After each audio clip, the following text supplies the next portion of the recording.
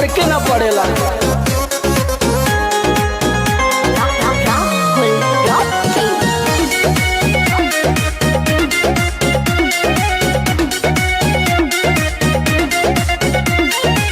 चैती बयरिया मचौले बतबाही, लस लस देह करे आवेला जम्हाई। चैती बयरिया मचौले बतबाही, लस लस देह करे आवेला जमाही।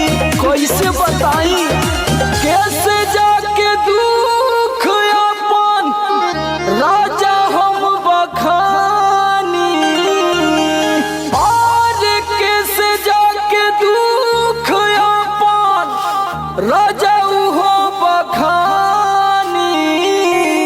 पियऊ हो जैसे जुए महुआ राजा जुए मोर जवानी, जैसे जुए महुआ राजा जुए मोर जवानी, जैसे जुए महुआ राजा जुए मोर जवानी, जैसे जुए महुआ राजा जुए मोर जवानी, जुए मोर जवानी, मोर जवानी राजा जुए मोर जवानी। हाय रे गरमिया छोड़ाई देला पानी, हाय रे गरमिया छोड़ाई देला पानी, जैसे जुए महुआ राजा जुए मोर जवानी, जैसे जुए महुआ राजा जुए मोर जवानी। लागता कि सब लुटा जाइए राजा जी।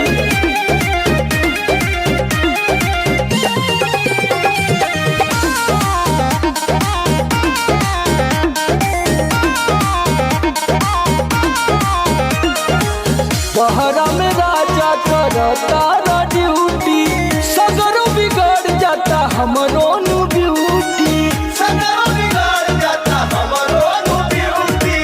बहरा में राजा करता ड्यूटी, सगरो बिगड़ जाता हमरो नु ब्यूटी। नाश होता राजा जी।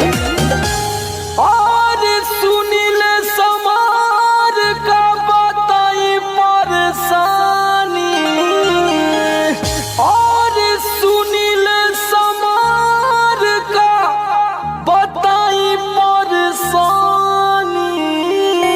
रउआ बुझाते नहीं खे जैसे जुए महुआ राजा जुए मोर जवानी, जैसे जुए महुआ राजा जुए मोर जवानी, जैसे जुए महुआ राजा जुए मोर जवानी, जैसे जुए महुआ राजा जुए मोर जवानी, जुए मोर जवानी राजा जुए मोर जवानी, राजा जुए मोर जवानी।